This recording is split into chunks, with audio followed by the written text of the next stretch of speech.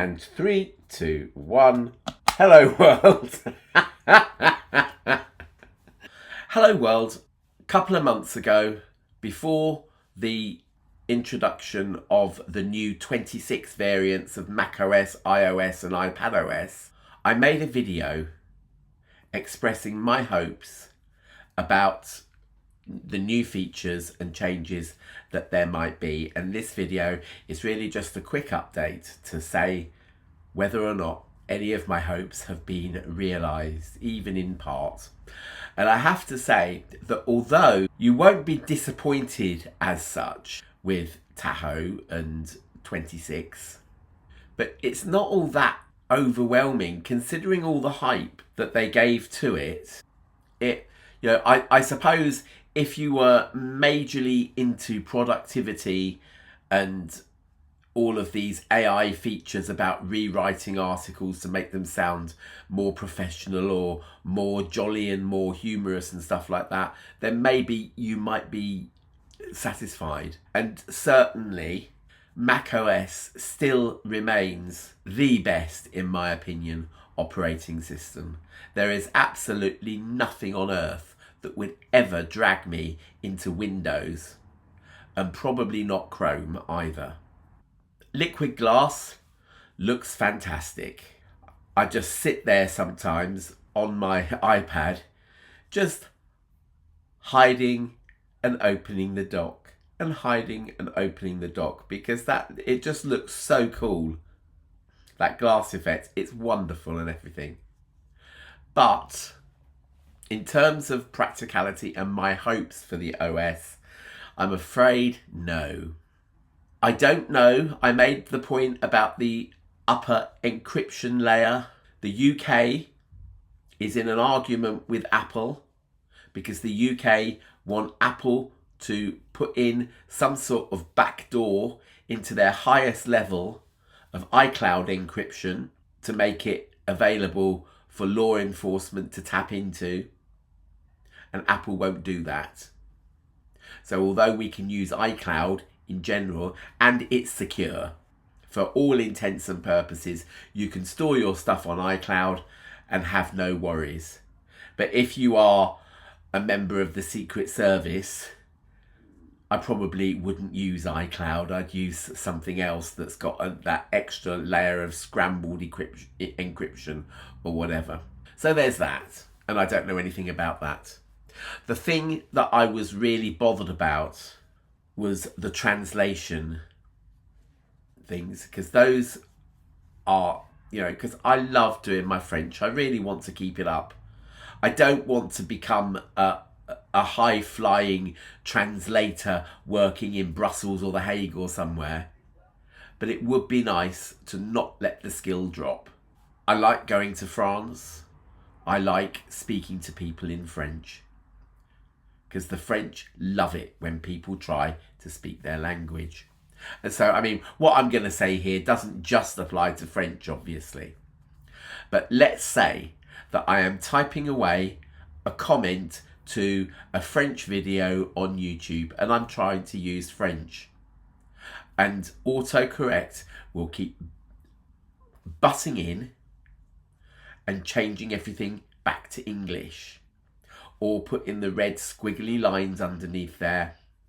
You never know if you've spelt something correctly, whether or not you've used le or la properly or anything like that, which I'm sure if I switched my phone into French, which I could do, but most of the time I need to have my phone in the general language of English and just have the algorithm or whatever it is know which language you happen to be typing in.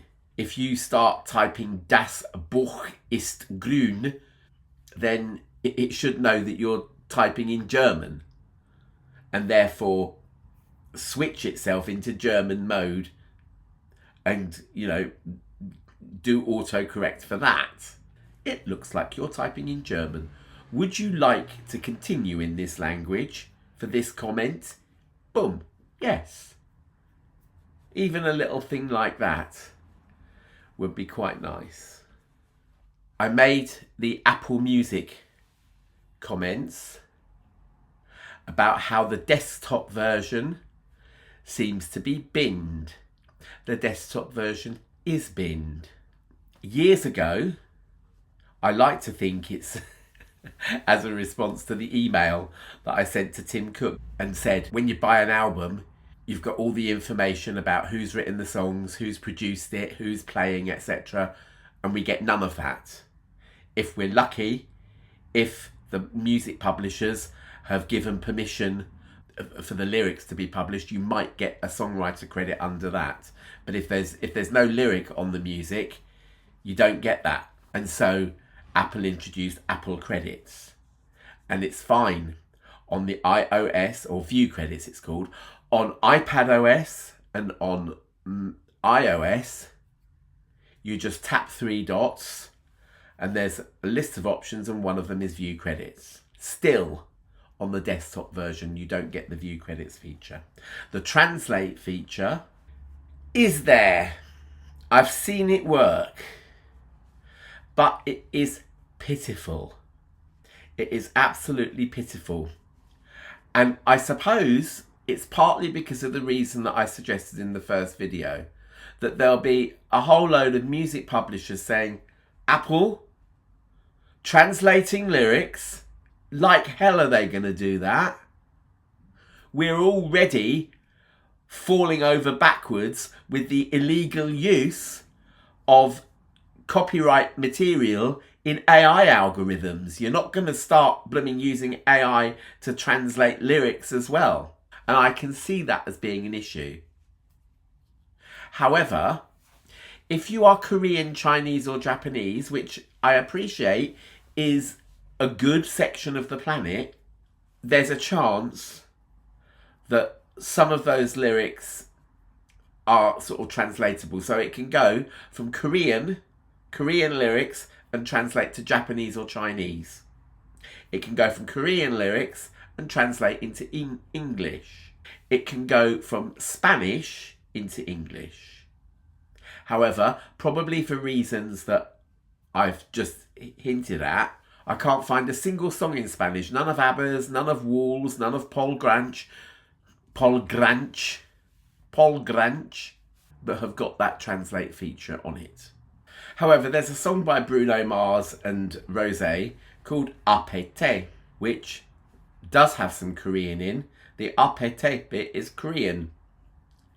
And I'm now informed by Lyric Translate, at least on my phone and iPad, that Apete means apartment. And that's the only Korean part in it, and it is just repeated over and over again for the chorus. So, no. So that feature does work. However, like View Credits, it only works on the mobile apps. I don't know what they're playing at. Apple are always doing this. They're always giving us features that are half done and never quite get finished, or they're allowed to languish and not get any kind of improvement. I'll talk about that in a minute with something else. I don't know why they bothered advertising that feature. It could have just been discreetly, as much as you can discreetly give to like several billion of the world's population. But it could have just been something that was advertised in the markets that it was relevant to and not promised to all of us. The list of languages in the Apple Translate app are still very poor, but it's nowhere near as sparse as the languages that are offered as Lyric Translate in Apple Music. Really disappointed in that one. Sorry, I've gone on a bit about that. The Photos app seems to be lagging. If you're signed into the same account, push notifications, which we've now had for about 15 years, are suddenly not being instantaneous, at least in the photos and videos department. If I take photos and video outside on my phone and come back home, in theory, they should be waiting for me in the Photos app on the Mac, but they're not always. And so I tend to gather everything up on my phone and airdrop it and make a folder on my desktop with stuff that I need to make a video with, for example. Works very well. However, once I've got the video, maybe it's a 2-minute video short, which I'm starting to make now, and I've edited that in iMovie, put some photos in, turned some horizontal stuff vertical, whatever. There is no feature in the Photos app on the desktop to upload directly to YouTube. And that is important when you're making shorts, because there are dozens of little features. For example, the subtitles feature, which I'm using all the time now, which just doesn't work via the normal YouTube uploader. So it has to be done via the Photos app, and you can't do it directly on the desktop version of Photos. It has to be on the phone version of Photos, which means you've then got to get everything back. It's simple pimple. AirDrop, it's the, God bless Apple for doing that. It's one of those things that's a descendant from the way we used to bump our phones together. I can remember doing that when I first got an iPhone 3G in about 2009 or something. And it's great, but it's just one extra thing to have to do. And when things take a long time anyway, because the editing, the creative process, everything else takes a long time, one extra thing to have to do can stress you out. I know it does. I've been sitting here chuntering to this video thing for over half an hour now. I can get a little bit stressed and stuff, and so, when you get to the end of the... How did that happen? You get to the end of the process and you think, oh, it's nearly done.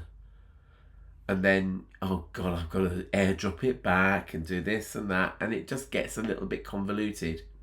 One nice little feature that I have found though, I'm going through my time machine that was attached to my old Intel iMac, the one that died last year, and getting out loads of photographs. This is proving very, very difficult. Time Machine is fantastic. First introduced in 2008 by Scott Forstall by saying, I know that if I just lost one of these precious photos of my children, I would be heartbroken. And then goes to show what happens if you accidentally delete something. You can go into Time Machine, get it back again, and amazing. I have been telling Hannah for years to keep a Time Machine attached to her laptop. Does she? No. So when her laptop died last year, c'est bien fait lui. Serves her right that she lost a few things because she didn't Time Machine it. Because that's, what it's great for. You can plug a Time Machine disc into a Mac, a brand new Mac, and say, restore from a Time Machine backup, and you will get your old Mac back as it was on your thing within a couple of hours or so.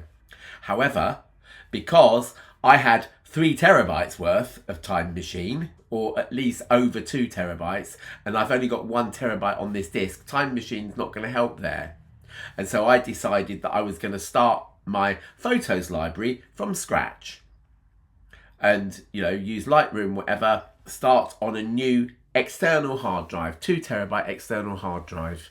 But I do want loads of those photos. So I've spent the last few days going through tens of thousands of photographs and renaming them and stuff, and actually trying to find them is becoming an absolute nightmare. Partly because of Lightroom, the way Lightroom's file organization thing is just a mess and still resembles Windows 3.1. It's just awful, that interface is. I hate it.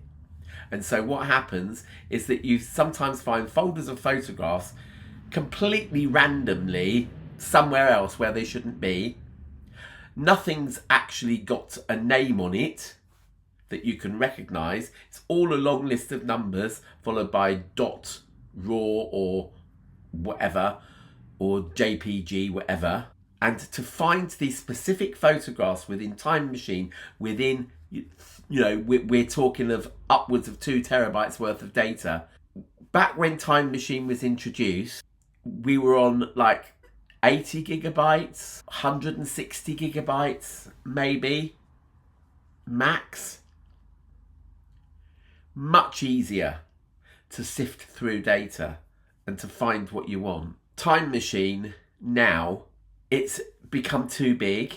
It's very difficult to specifically say exactly what you want. Now, this is what the Spotlight feature now gives you choices so that you can say, I want to find files called this, or folders called this, or other documents called this. And so you don't get this great long screed of stuff.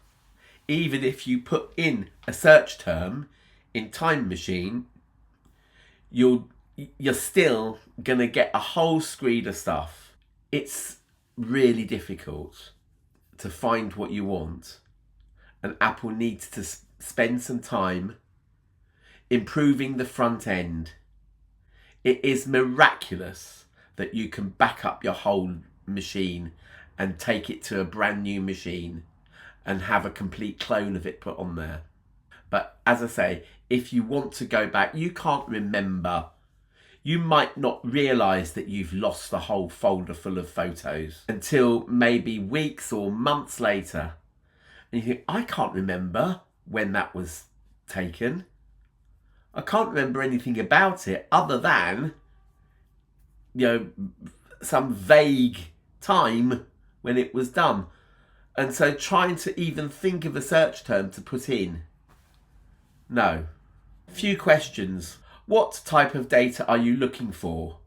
Music? Song? Folder? Roughly when was this document created? Boom. Put it in 2012. And then it might actually have a chance of being able to spew out what you want, and you can retrieve what you want. It's great to have 15 years or so's worth of data, but there needs to be some sort of front end, as they're starting to do in Spotlight, so that it makes it easier for us to find what we want. Because as I say, it could be months or even years before you realise that something you need now is missing. Macs are better at it than Windows at not losing things, but even so. So I think, folks, that's where I might leave it today. Upgrade. Never not upgrade, because features, schmeatures, there are security updates and all kinds of other things that are required for you to keep your Mac in working order. So you have to update. The features are really just the icing on the cake, the carrot on the stick to get you to upgrade. But don't expect that this is any massive great improvement. The front end now looks very nice. There are some snazzy things. I tell you what, when I was doing that Time Machine thing, I needed to rename a folder the same as the name of the pictures inside it. Let's say that it was called Cyprus Holiday 2008, for example. So I went to the name of a photo called Cyprus Holidays 2008.jpg, select all, copy, went to the folder that I wanted to rename to Cyprus Holiday 2008, and I got a question. Do you want the file extension to be included in the name of this folder? Because I'd accidentally copied the .jpg as well. And of course you can say no. And I thought that was a bit nifty, and I've never seen that before. So yeah, I mean, it is full of all kinds of little improvements and stuff. But yeah, don't expect miracles. I kind of expected a miracle and didn't get one. See you later. Remember to like, subscribe, share if you dare, consider a super thanks if you've enjoyed the video, and I will see you again in the next one. Ta-ra!